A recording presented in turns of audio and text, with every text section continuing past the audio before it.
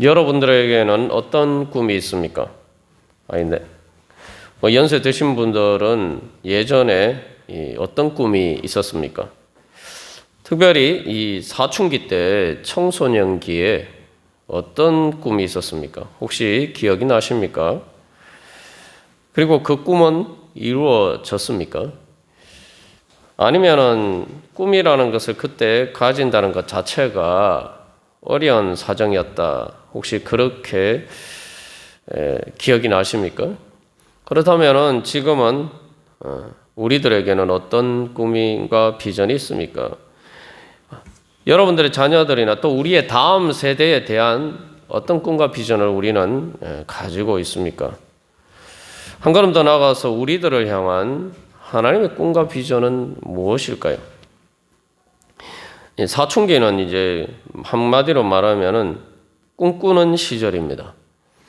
그래서 이 봄이 되면은 씨앗은 새싹을 내고 꽃을 피우고 잎을 내는데 식물 나름의 꿈이 있죠. 그 꿈은 바로 그 씨앗 안에 들어 있습니다. 그리고 그 씨앗이 이제 환경이 되면은 자라서 발현이 됩니다. 사춘기 때에 몸이 성장하는 것도 마찬가지죠. 그 어린아이의 유전자 안에 이미 청사진이 다 들어 있습니다. 그 청사진이라는 것은 바로 부모의 완전한, 이미 어른이 돼서 완전히 성장한 어른의 그러한 생명의 씨앗이 바로 자녀의 그러한 유전자 속에 들어있죠. 그래서 그 생명의 힘으로 그 유전자의 청사진에 따라서 이제 성장해 갑니다. 그렇게 몸이 성장하는 것도 어떻게 보면은 꿈이 이루어져 가는 과정이죠. 그렇다면은 바로 우리의 그 청소년기 때 삶에 대한 꿈, 인생에 대한 미래에 대한 꿈은 어떻게 자라가고 있을까요?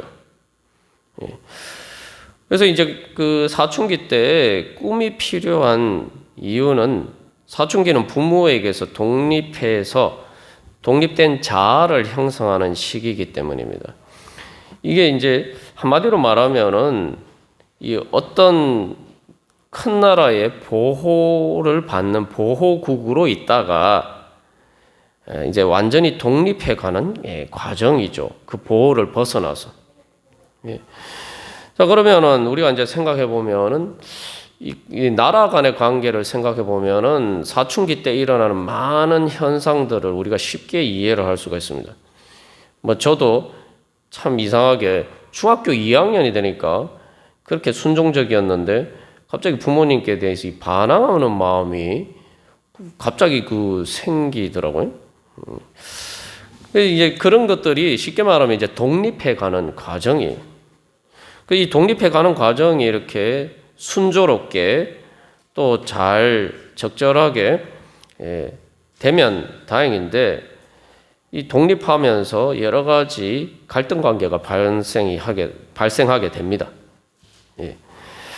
그래서 왜 간섭하느냐 하는 이런 생각도 들게 되고 또 지금까지 보호 아래 있다가 이제 벗어나려고 하면은 또 여러 가지 생각의 충돌들이 일어나게 되죠. 그래서 이제 어쨌든 사춘기 때는 쉽게 말하면 자아가 형성되는 시기, 몸만 자라는 게 아니고, 근데 이 자아가 형성된다는 건 다른 말로 하면은 이제 내 자신의 인생은 내 나라인 거예요. 예전에는 부모에게서 의지해서 살아가는 그 부모의 나라의 한 부분으로 살아가는 것이었다면은 이제 사춘기가 되면은 내 자신의 나라를 만들어 가야 되는 겁니다. 근데 여러분 아시다시피 이게 독립해서 내 자신의 나라를 이루어 간다는 것이 정말 어려운 일이죠. 이래 현실 세계에서도 보면은 어떤 한 나라가 식민지에서 독립해서 정말 한 나라로서 이렇게 제대로 그 모습을 갖추어 가는 것이 얼마나 어려운지는 우리가 이 지금 세계의 여러 가지 현실들을 보면은 잘 알 수가 있습니다. 그래서 이게 이제 보통 정치라고 하는데 우리가 보통 생각하는 정치만 정치가 아니에요.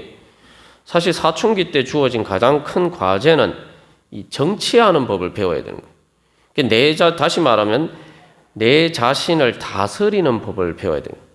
내 자신의 몸과 내 마음과 내 생각과 내 감정과 의지와를 내 주어진 환경 속에서 적절하게 이렇게 잘 다스려가는 이 힘이 필요합니다.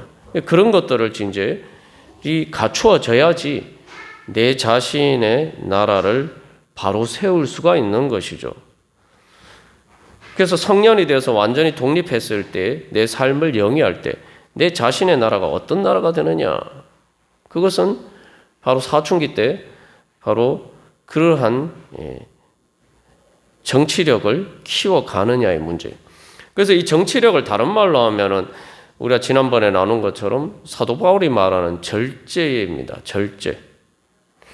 내 나라가 있으면은 나라라는 건 주권이 있고 나라가 그 주권에 따라서 다스리기 위해서는 그 나라의 목적이나 이념이 있어요. 그래서 나라의 헌법이 있죠.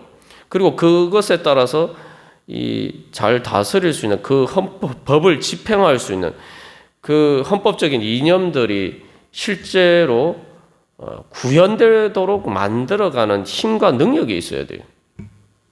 이 두 가지가 다 같이 있어야 되는데 이 두 가지가 제대로 갖추어지지 못하면은 정말 혼란스러운 나라가 되죠.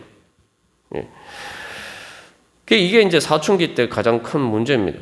세상의 정치도 어렵지만 우리가 사실은 근본적으로 우리 자신을, 내 자신의 나라를 다스리는 것도 정말 어려워요.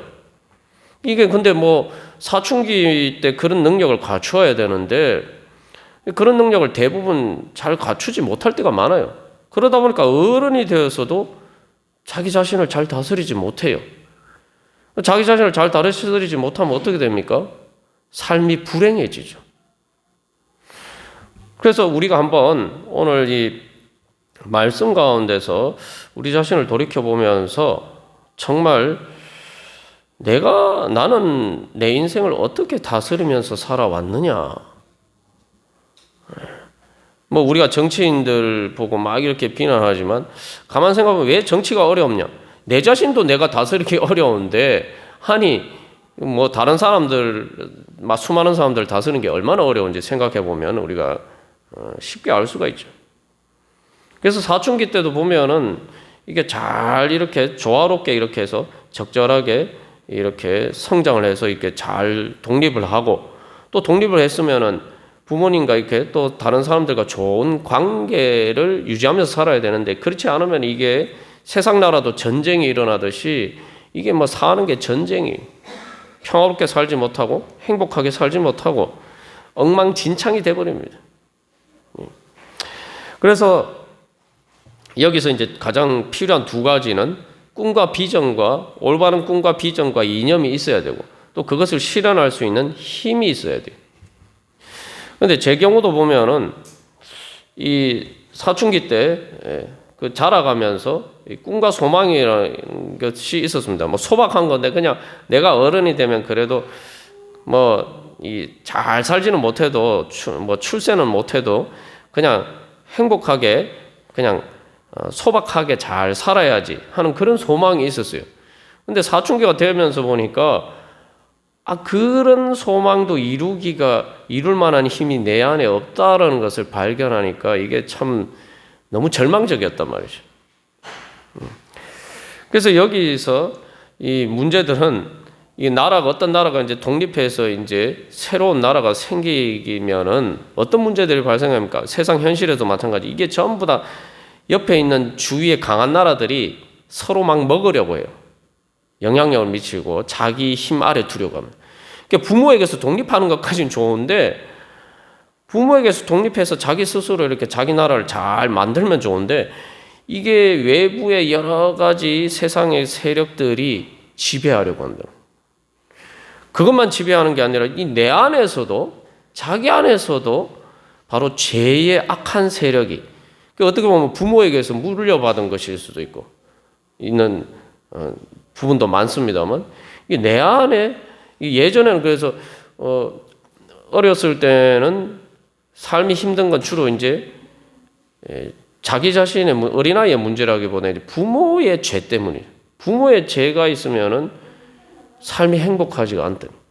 근데 문제는 뭐냐면은 이 사춘기가 되면은 이제 어른이 되면은 그 부모의 죄 때문에 주어진 그 환경에서 벗어날 수 있는 것이 소망인데, 문제는 부모에게서 물려받은 똑같은 죄가 내 안에도 있단 말이에요. 이게 사춘기가 되면 이제 단순히 환경적인 문제가 아니라 내 안에서 그 죄가 주권을 행사하려고 시작한단 말이에요. 고개를 들고. 그래서 이게 부모에게서 독립해서 부모가 만든 그 나라보다 더 행복한 나라에서 살면은 그래도 어느 정도 성공한 인생이죠. 근데 이게 그렇게 되지 못할 때가 많아요.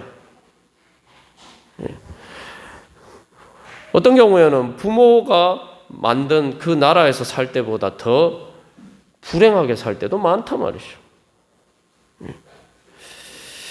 그 이제 이 요셉의 꿈 이야기는 바로 이제 그런 것들을 보여주고 있습니다. 그래서 이 꿈이라는 게 올바른 꿈과 비전이 있어야지 그것들이 이 삶을 영위할 수 있는 힘이 되죠. 그게 없으면 말 그대로 방황하게 돼요. 그래서 그 꿈과 비전을 따니 단순히 꿈과 비전이 아니라 또 말 그대로 그것이 내 안에서 역사하는 힘으로 작용해야 되죠. 그 유전자처럼 그 목적의 힘으로 작용을 해야 이제 그 꿈을 이제 이루어 갈 수가 있는 거죠. 그래서 결국 사춘기에 이루어야 될 가장 중요한 것은 바로 올바른 꿈과 비전을 가지고, 그리고 그것에 따라서 자기 자신을 다스릴 수 있는 능력을 갖추어 가는 것이 사실 사춘기의 가장 중요한 과제입니다. 그 이제 오늘 요셉이 이제 꿈을 꾸었다라고 이야기하는데, 요셉의 꿈을 보면은 이게 뭐 형들이 듣고 황당하게 생각했겠죠. 또 심지어 나중에 이제 아버지 그 야곱도 듣고 막 꾸짖었다 그래요. 꾸짖고 막 이렇게 질책하는 장면들이 나옵니다. 그 이제 요셉의 꿈을 가만 보면은 여기에 뭐 하나님이 뭐 그 꿈을 꾸게 해주셨다, 뭐 이 꿈에 대한 어떤 해석이 전혀 없어요. 근데 이 꿈 자체만 보면은 어떻게 보면은 요셉뿐만 아니라 사춘기 때 우리 안에 발현하는 이 자아로서 독립하고자 하는 것들이 사실은 이제 투영이 됐다, 이렇게 볼 수가 있겠죠. 그래서 곡식 단을 묶었는데 전부 다 내 단은 나는 일어서고 전부 다 내 단을 둘러서서 절하더라. 네? 심지어 나중에 이제 해와 달과 별들도 다 내게 절하더라. 이게 말 그대로 천상천하 유아독존이죠. 곡식 단뿐만 아니라 이제 하늘의 별과 달과 해와 달과 별, 천체의 모든 운행하는 것들이 다 날 중심으로 움직인다면, 말 그대로 이 내가 중심이 되는 바로 그런 세상이 이제 만들어지는 거죠. 그렇다면은 정말 이 꿈의 의미가 정말 뭐냐? 그래서 어떻게 보면은 사춘기 때 어떤 식으로든지 간에 내가 중심이 돼서 내가 뭔가를 내 자아를 형성하고 내 나라를 만들어 가야 돼요. 근데 그 나라가 어떤 나라냐? 이게 이제 문제가 되는 거죠. 그래서 어떻게 보면은 이 자아가 이 적절하게 잘 다스리는 방향으로 나아가면 모르는데, 이게 뭐 긍정적이든 부정적이든 그 비전의 내용과 상관없이 문제는 그래서 인간의 이 자기 중심성이 이제 자아를 중심으로 형성이 된다는 거죠. 근데 대부분 이게 이제 부정적인 방향으로 흐를 때가 많죠. 그래서 말 그대로 자기 중심적인 사고 방식. 그래서 여기 이제 중요한 말이 있는데, 형들이 요셉에게 이야기를 합니다. 야, 네가 우리 왕이 되려고 되겠느냐? 참으로 우리를 다스리게 되느냐? 여기 중요한 거, 우리 왕이 되겠느냐? 사람들은 자기가 실제로 그렇지 못해도 전부 다 자기 마음대로 하려고 해요. 자기 마음대로 하려고 합니다. 자기가 왕이 되어서 주관하고 싶어요. 인간 삶에 일어나는 많은 현상들을 우리가 가장 쉽게 이해하는 것은 뭐 사람들이 뭐 돈에 대한 탐욕, 물질에 대한 탐욕, 뭐 육신의 정욕, 뭐 이런 것들도 문제입니다만 사실 근본적인 인간의 모든 삶의 현상에서 일어난 것들을 설명해 주는 것은 자기 중심성이에요. 자기가 왕이 되는 것. 그래서 보면은 인간의 가장 인간 삶을 힘들게 만드는 것은 물질에 대한 욕심이라고 생각하지만 물질에 대한 욕심의 근본에는 바로 이 자기 중심성이에요. 자기가 왕이 되는 것. 그래서 물질과 아무 상관이 없는데도 보면 이 교회 안에서도 마찬가지입니다만 이게 아무리 뭐 심지어 나의 이익과 아무 상관이 없어도 내가 주관하는 대로 되지 않으면은 사람은 화가 나게 돼 있어요. 그래서 결국 인간의 모든 삶의 현상의 이 근본적인 문제는 이 권력의 의지예요.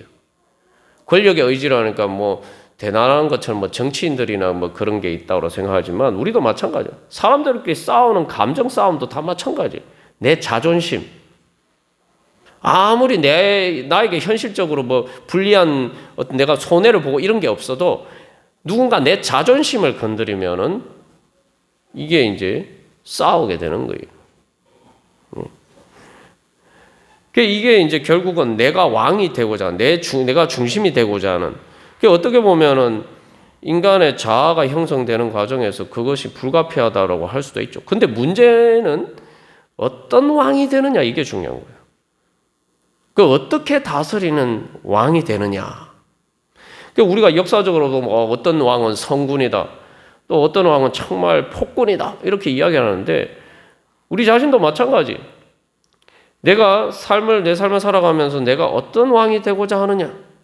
우리가 내 자존심 때문에 막 싸울 때 한 가지 생각해야 되는 것은 그 순간에 별것도 아닌데 내 자존심 때문에 불화하게 된 때 그때 우리가 기억해야 될 것은 내가 지금 폭군의 모습을 닮아가고 있구나. 내가 지금 폭군이 되어가고 있구나.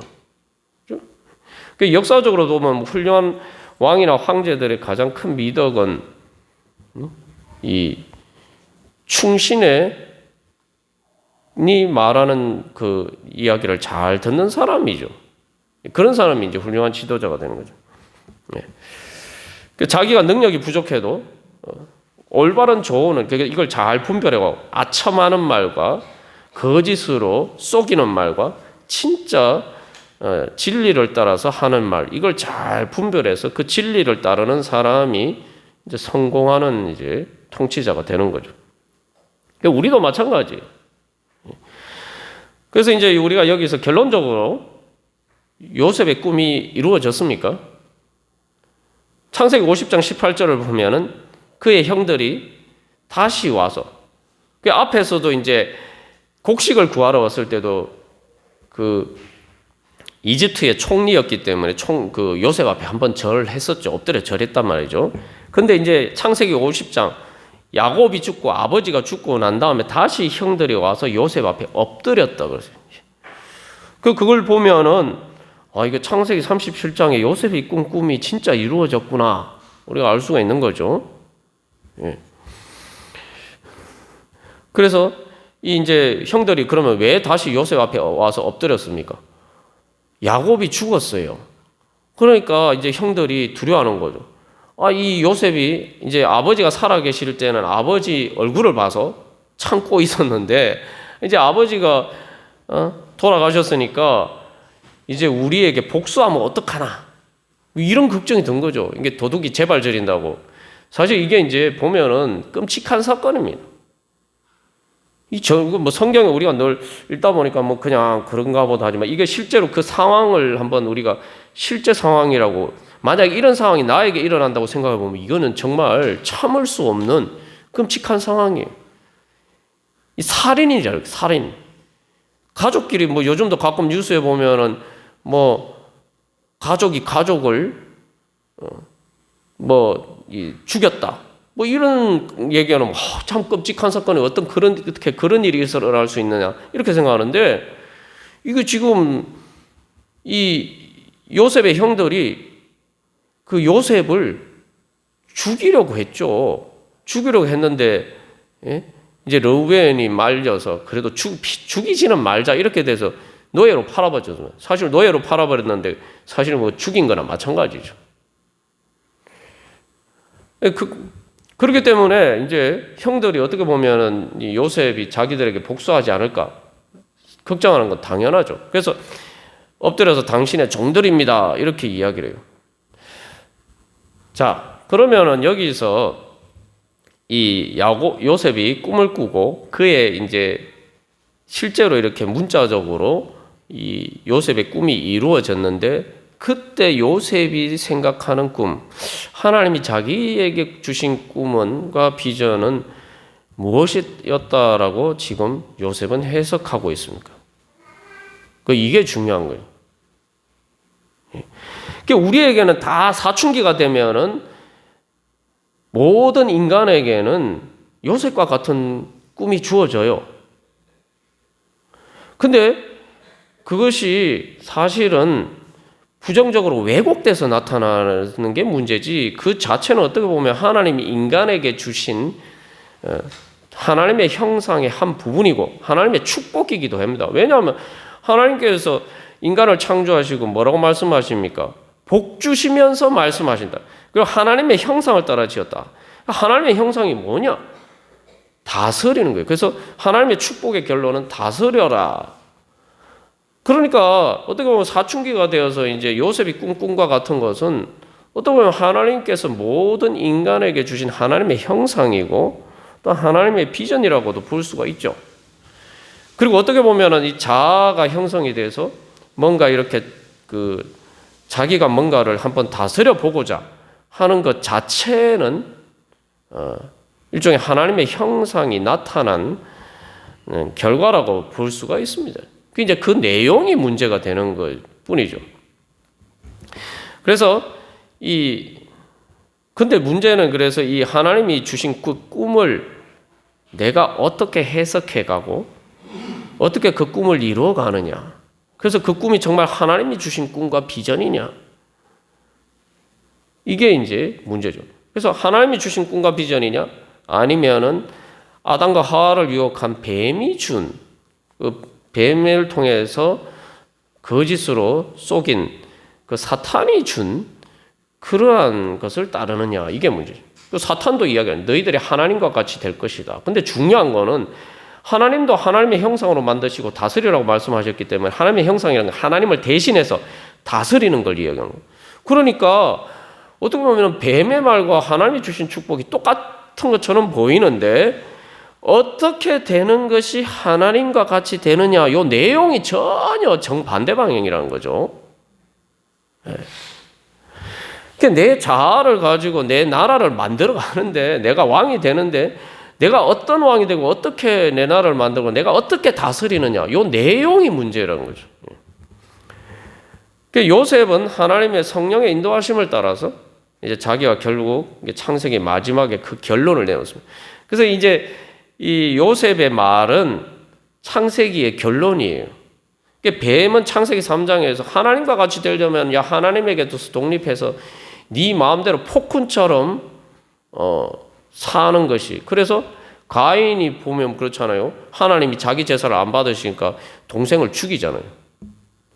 라멕의 가인의 또 자손 라멕은 자기 그 말을 안 들으면 이제는 막 사람을 막 마음대로 막 살인을 한다.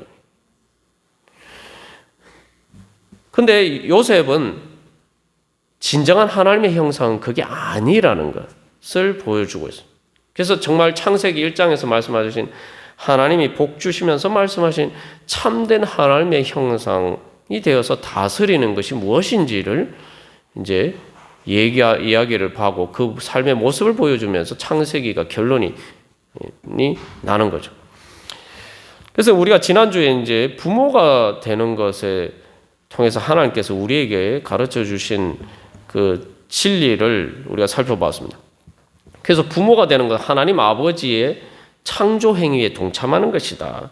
그러니까 하나님이 자기 형상대로 사람을 창조하시고 그리고 복 주시고 것처럼 이제 사람들도 부모가 되어서 꼭 부모가 되지 않더라도 또 그 다음 세대로 해서 그래서 이 자녀를 낳고 또한 그 자기 형상대로 자녀를 낳아서 양육하면서 여기서 이제 단순히 놓는 것뿐만 아니라 양육하면서 또 부모가 가지는 그 비전이 있죠. 그것에 따라서 다 사람도 어떤 부모라든지 자기가 가진 그 그림이죠. 내 자식이 어떻게 됐으면 좋겠다는 거 있잖아요. 그 형상이 있어요. 또 그래서 그 형상을 따라서 자녀를 양육하고 그것을 통해서 하나님께서 주신 복을 이어가고 그리고 자녀들과 다음 세대에 그 복을 주는 역할을 우리가 부여받은 겁니다. 근데 이제 우리가 지난번에 살펴본 것처럼 아담이 자녀를 낳은 이야기에는 자기 형상대로 낳았다는 이야기만 있지 복을 주었다는 이야기가 없어요. 그건 아브라함에서부터 이제 다시 나타나는 거죠. 그리고 그게 요셉에게서 완성이 되는 겁니다. 그래서 하나님께서 주신 복은 그래서 어떻게 보면은 하나님의 형상을 따라 창조하셨다는 건 하나님의 유전자를 이게 이제 우리가 거듭나서 성령의 일종의 하나님이 우리에게 성령을 통해서 우리에게 거듭나게 하신 영이 바로 하나님의 유전자죠. 하나님이 우리를 그렇게 하시고 복 주시면서 다스리게 하셨다. 그래서 이게 뭐냐면은 다스리는 게 그것과 하나님 복 주시면서 말씀하신 게 같은 거예요. 하나님의 복 주시면서 말씀 복음의 내용이 다스리는 거예요. 그러니까 다시 말하면은 복 줄 수 있도록 다스리는 것, 복이 되도록 다스리는 게 하나님이 우리에게 주신 비전입니다. 그래서 그 복이 되는 것은 그 복이 뭐냐? 바로 에덴 동산이죠. 하나님이 창세기 2장 15절에서 사람을 창조하시고 에덴 동산에 두어서 그것을 경작하며 지키게 하시고 에덴 동산을 창조하신 건 하나님이신데 중요한 건 하나님이 사람에게 어떤 임무를 주셨느냐? 에덴 동산을 잘 가꾸어서 에덴 동산을 지키게 하셨다. 우리가 하나님께서 우리를 향하신 비전은 바로 우리가 하나님의 형상을 따라서 바로 잘 다스리는데 그것은 말 그대로 하나님의 축복을 받아서 그 축복을 나눠주고 그것을 통해서 사람들끼리 그러면은 자 보세요. 하나님께 축복을 받아서 내가 하나님의 축복을 나눠주고 또 다른 사람도 그렇게 하고 그러면 서로가 복을 주는 관계가 되잖아요. 그것을 통해서 바로 에덴 동산과 같은 하나님 나라, 행복한 그 하나님 나라를 만들어 가도록 하나님께서 우리에게 그렇게 비전을 주셨어요. 그래서 하나님이 주신 비전은 바로 복음의 비전은 바로 그래서 하나님 나라인 겁니다. 그래서 신약에 예수님께서 말씀하실 때도 복음을 전하실 때 회개하라. 하나님 나라가 가까이 왔다 말씀하셨고 예수님을 통해서 하나님 나라가 임재한 거죠. 근데 이제 이 하나님께서 주신 비전을 아담이 이루지 못하고 그래서 잘 다스려야 되는데 뱀도 다스려야 되는데 뱀한테 오히려 뱀 시키는 대로 하고 있어요. 이게 아주 역설적입니다. 사춘기가 되면은 부모에게서 독립하려고 하면서 정작 그래도 자기를 제일 사랑해주는 사람이 부모인데 부모보다 더 악한 사람들에게 말은 잘 들어요. 거기에 아담이 하나님에 대해서는 막 반항심이 생기게 만들죠. 이게 뱀이 유혹하니까 어떤가? 하나님에 대해서는 막 반항심이 드는데 역설적으로 뱀 시키는 대로 잘 따라해요. 이 사춘기가 되면은 부모님 말은 잘 안 들으면서 친구들이 하는 말은 잘 듣죠. 그러니까 좋은 친구들의 말을 잘 따르면 하는데 이게 많은 경우에 안 좋은 친구들 또 자기를 이용해 보려고 하는 나쁜 어른들의 말에는 기가 솔깃해서 잘 따른단 말이에요. 이게 우리 안에 있는 죄의 본성이. 이 사춘기가 되면 이런 죄의 본성이 나타나는 거예요. 이게.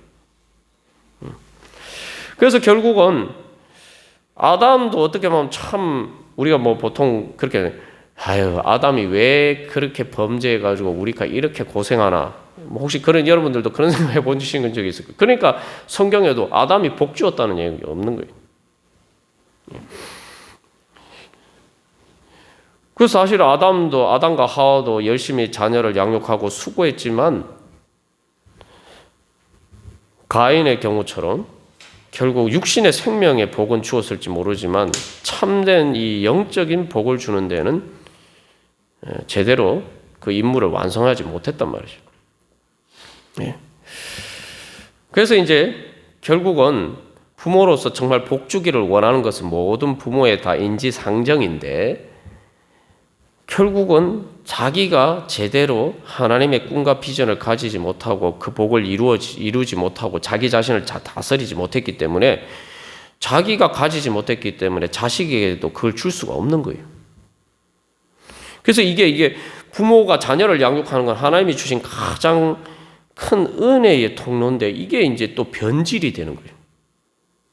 어떻게 보면 자녀를 낳고 양육하는 것이 가장 하나님의 형상을 이루어가는 일 중에 가장 중요한 그 드러난 모델인데, 이게 이제 변질이 되는 거예요. 그 왜 그렇습니까? 그래서 이거를 영적으로 해석하지 않고 이것도 육신의 한계 안에 이렇게 가둬 버려요. 뭐냐면은 하나님이 우리로 하여금 부모가 되게 하시고 또 어른이 되고 다음 세대에 대해서 어른이 되게 하신 것은 바로 하나님 아버지의 마음을 알라고 그렇게 세우신 거예요. 우리가 금요 기도회 때도 나눴지만, 아니 그러면은 부모가 돼서 자식을 키워봤으면은 하나님 아버지의 마음을 누구보다 잘 알 거 아닙니까? 그러면은 부모가 되어 봤으면은 하나님 아버지께 누구나 다 정말 순종하는 하나님의 자녀로 신앙생활 잘 해야 되는 거 아니에요? 근데 현실은 그렇지 않아요. 자식을 키우면서 자식이 어떻게 할 때 내 마음이 아프고 내가 얼마나 속이 상하고 애가 탄지는 여러분 다 경험해 보셔서 아실 거 아니에요. 그러면 그걸 똑같이 대입해 보면은, 내가 하나님 앞에 어떻게 하면 하나님이 마음이 아프시겠구나, 하나님이 속상하시겠구나, 내가 하나님 앞에서 어떻게 해야 되겠구나, 하나님 아버지한테 어떻게 해야 되겠구나, 이거 다 아는 거 아니에요? 근데 우리가 하나님께 그렇게 못한단 말이에요. 그러니까 부모가 되어서 자녀를 양육하면서도 정작 눈이 가려져서 하나님 아버지의 마음을 모르는 거예요. 그리고 또한 하나님 아버지의 마음을 알아간다고 할 때에 여기서 또 중요한 게 있습니다. 하나님 말 그대로 교회에서는 그래서 하나님을 아버지라고 그러는데, 성도들끼리 아버지가 다 똑같아요.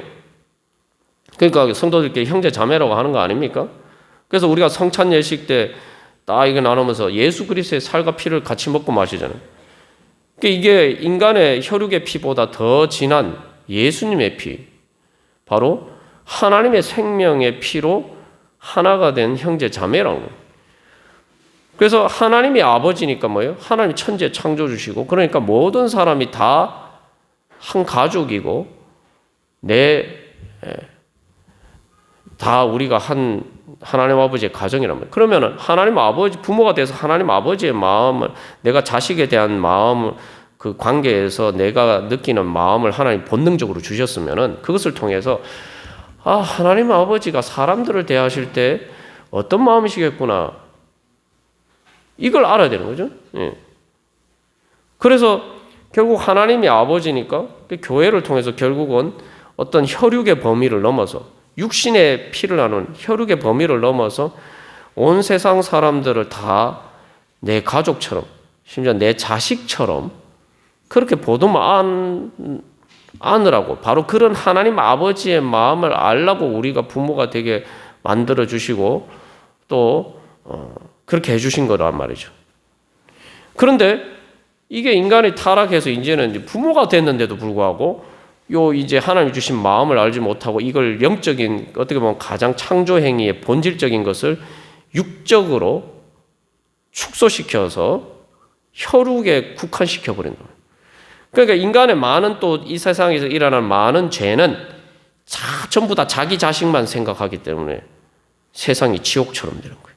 그 문제는 자기 자식은 그렇게 끔찍하게 살아가고 다른 사람은 내 자식을 그렇게 생각하지 않고 전부 다 서로가 자기 자식만 생각하면은 세상이 어떻게 되겠습니까? 예? 결국은 우리의 모든 자녀들이 다 지옥 같은 세상에 사는 거죠. 이게 인간이 이제 타락해서 자기 나름으로 복 준다고 열심히 하는 일이 자기 자식만 잘 되도록, 다른 남의 자식들은 내 자식이 잘 되기 위해서 남의 자식이 피눈물을 흘리고 다른 부모의 눈에서 피눈물이 나도 상관하지 않고 내 자식만 잘 되면 된다. 이제 이렇게 되는 거예요. 그런데 그 화가 결국 내 자식한테도 미치는 거지. 세상의 모든 문제가 다 거기서 일어나는 거 아닙니까? 그죠? 인간의 많은 죄가. 어떻게 보면은 부모가 자녀를 양육하는 가장 하나님의 창조 행위와 가장 유사한 그 일 가운데 그것들이 잘못해서 타락하니까 영적인 게 타락하면은 이 짐승보다 더 못하게 돼요. 사람들이 짐승만도 못한 짓을 바로 자기 자식을 위한다. 그게 이제 혈육, 내 민족, 우리나라 이래가지고 전쟁하고 싸우고 서로 죽이고 난리가 아니잖아요. 영적인 게 타락하면 짐승만도 못하게 되는 거예요. 이게 이제 결국은 창세기가 보여주는 현실이 바로 그겁니다. 그래서 이게 자기 자식만 생각하는 요 마음이 형제들에게 가면 어떻게 됩니까?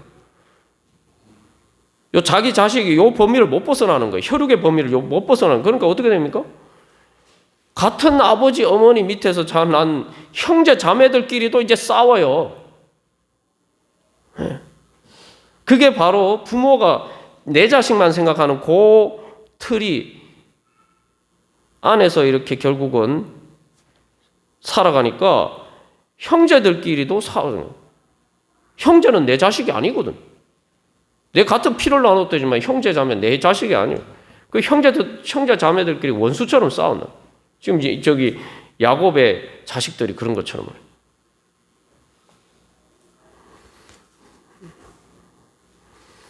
이게 원수가 어디 밖에 있는 게 아니라 형제 자매가 형제들끼리 서로 원수이죠. 그러니까 어떻게 됩니까? 그래서 야곱이 요셉을 잃어버리잖아요. 라헬이 요셉의 어머니인데 라헬이 자식을 잃어버려서 위로받기를 거절했다는 형들 때문에 요셉의 형들 때문에 라헬이 자식을 잃어버렸어요.